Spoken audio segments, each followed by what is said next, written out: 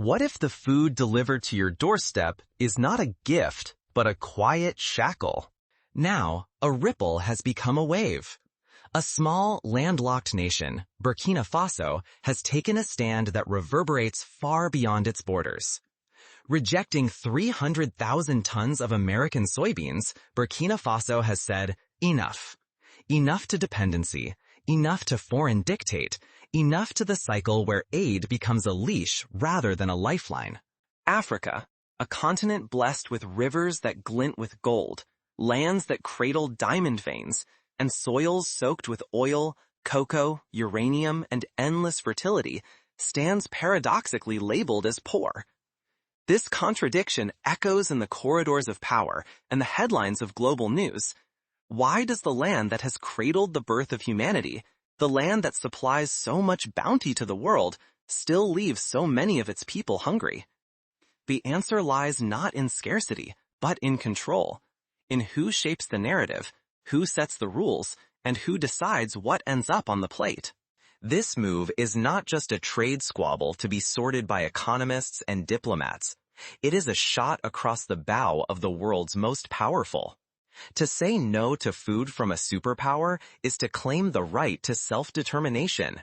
It is to refuse to have your future written in a foreign tongue. Across Africa, a new wind stirs the grasslands and rustles the palms. The era of silent acceptance, of bowing to distant masters and swallowing charity laced with hidden costs, is ending.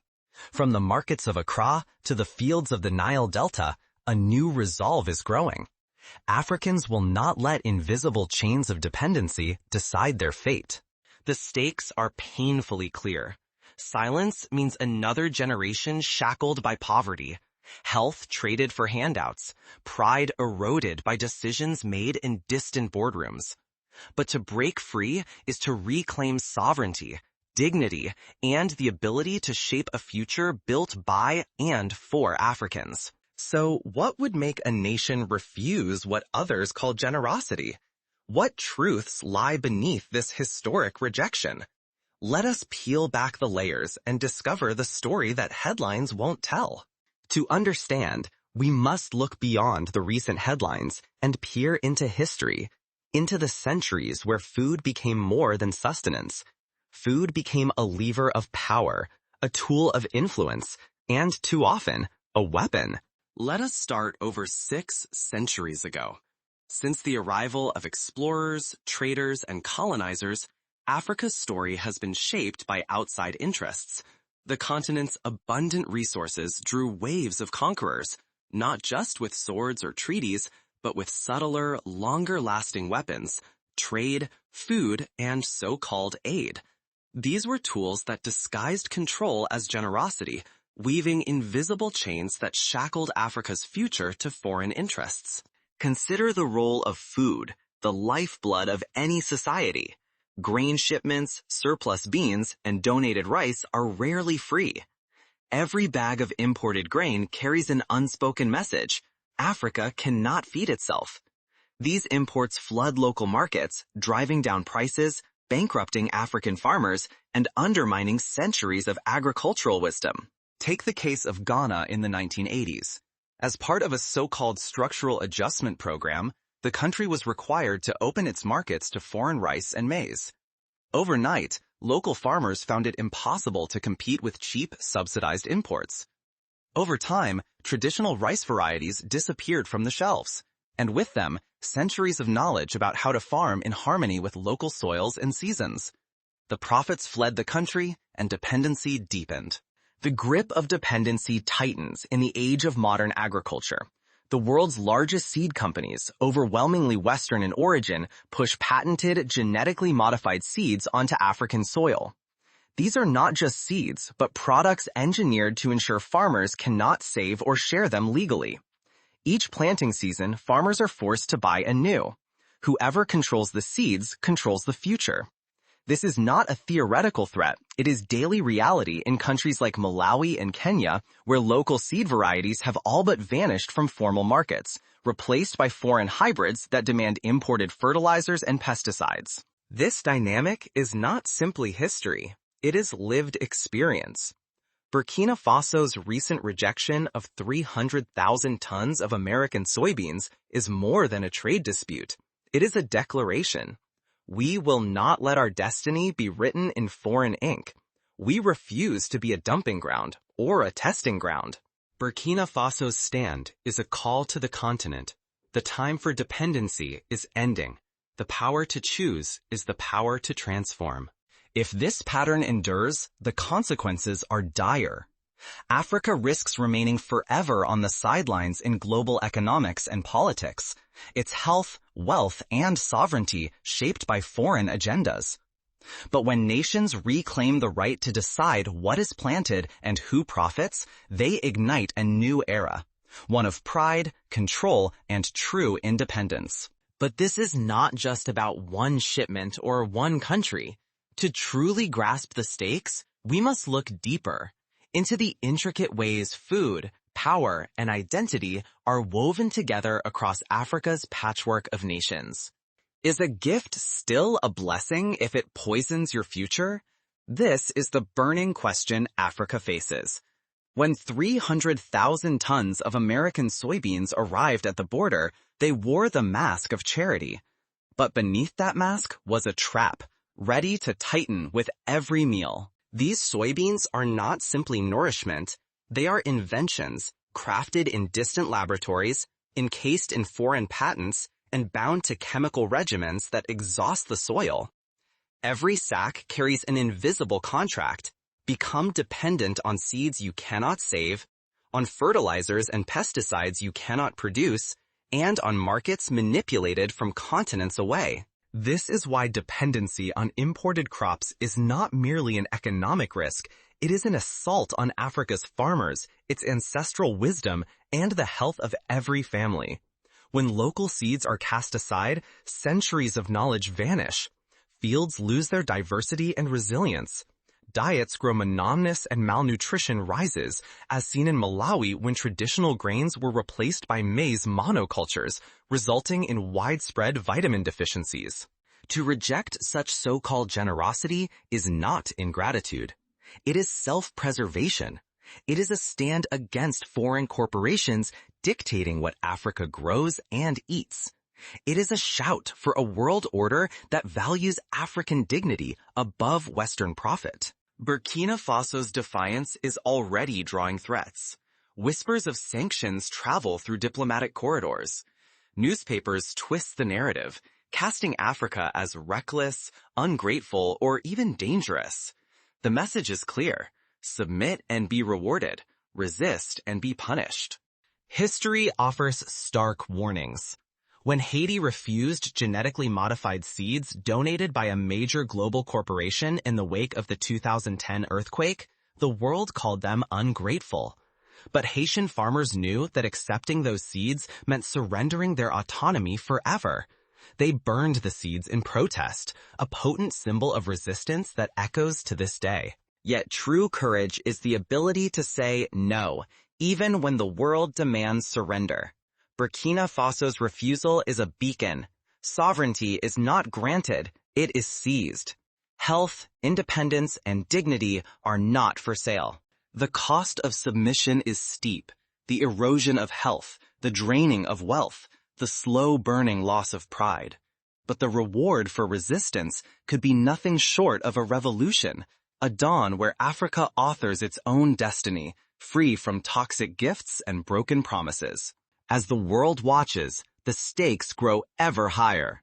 The next move will shape not just Burkina Faso's fate, but the destiny of an entire continent. When a single nation stands, can a whole continent rise? This is the question of our era. Burkina Faso's refusal is not a solitary act. It is a spark, igniting a fire of questions in neighboring countries. Mali, Niger, Guinea, Ghana, Nigeria, Ethiopia, and beyond. Leaders and citizens alike are asking, what is the true cost of dependency? What does it mean to be truly free? Consider the scenario, inspired by Burkina Faso, refuses a similar offer of surplus wheat.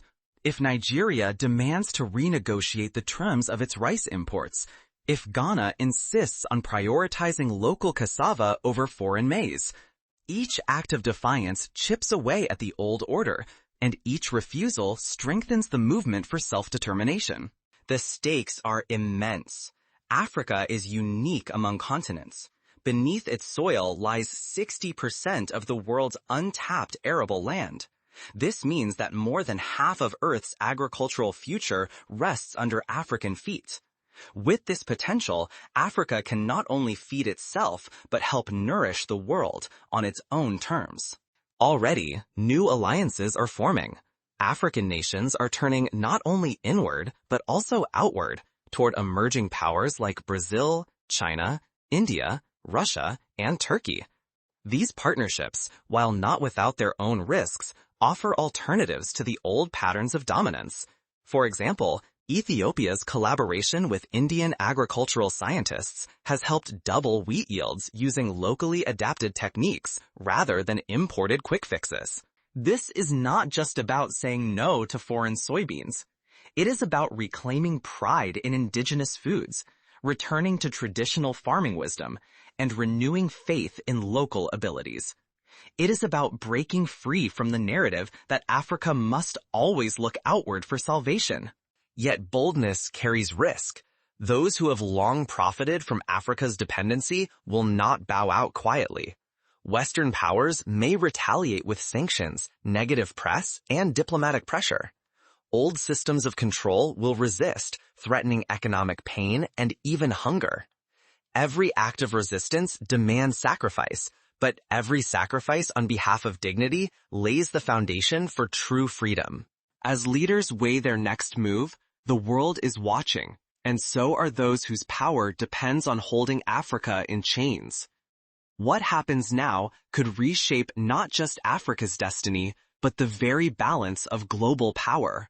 Africa now stands at a crossroads.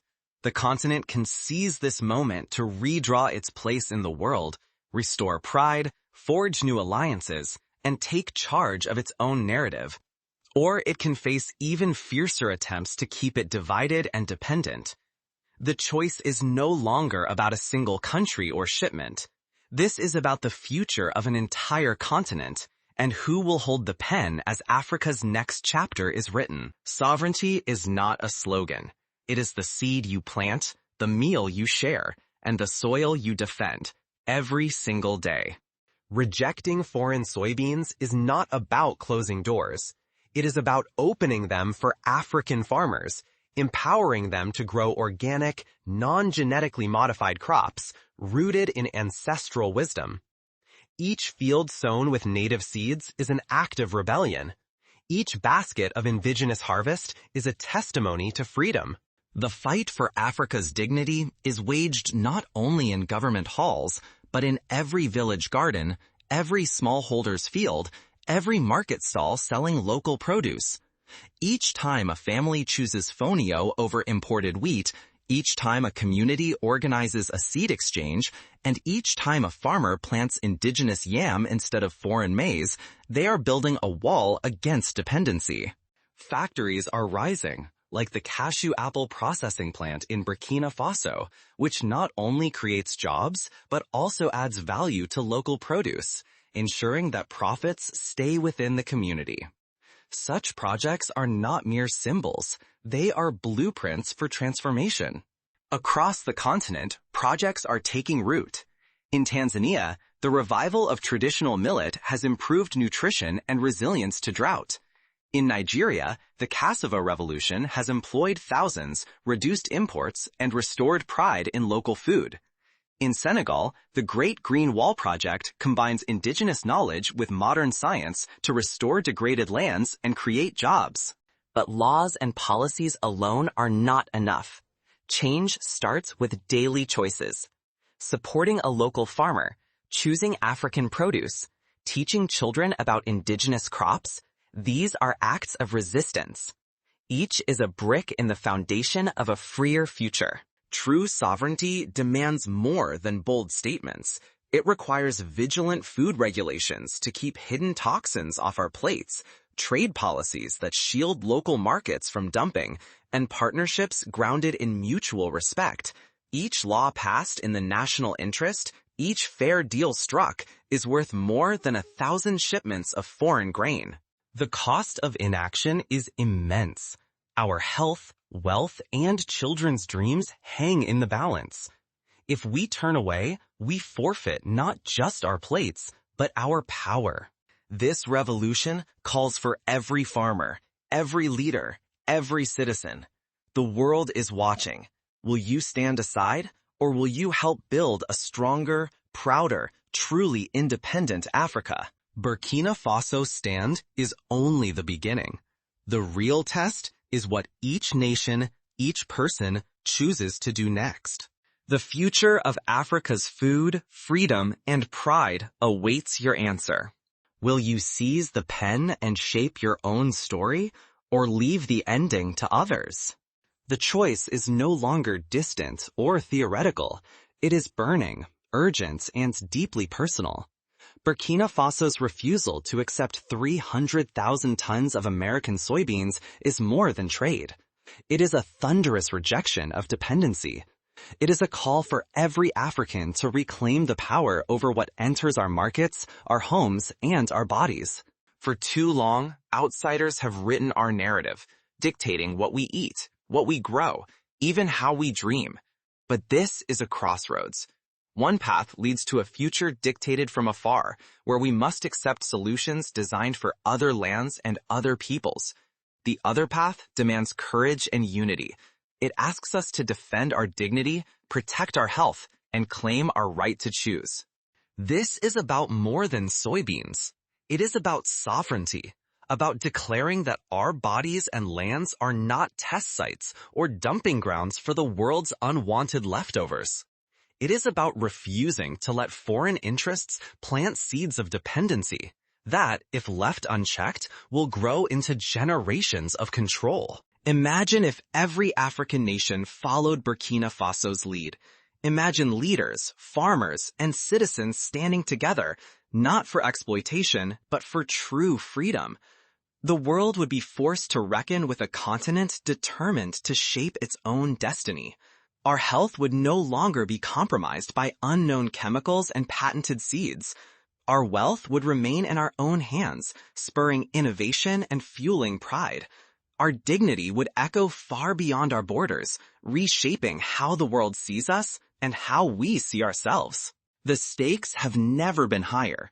This is about our right, not only to refuse unwanted imports, but to decide what nourishes our families, what strengthens our economies, and what shapes our legacy. The power to say yes or no is the very essence of sovereignty. To give it up is to let others write our next chapter. So I ask you, will you accept a future chosen for you by foreign hands, or will you take part in Africa's awakening? This revolution does not begin in distant capitals.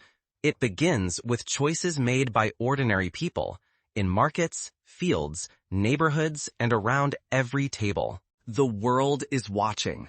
The next move belongs to you. Will you rise and become an author of a new African chapter, one built on dignity, unity, and self-determination? The pen is in your hands. Write with courage. Choose sovereignty. Choose pride. Choose Africa.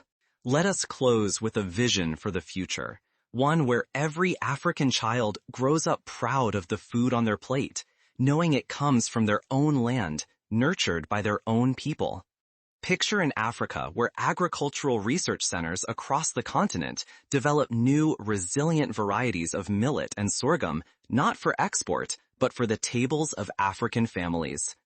Imagine a continent where farmers' cooperatives flourish, where young entrepreneurs build businesses that transform cassava into bread, yams into chips, and baobab fruit into health supplements. Let us remember the lessons of history, how, after the Second World War, Japan rebuilt not by accepting foreign handouts, but by investing in its own people, its own industries, and its own food systems.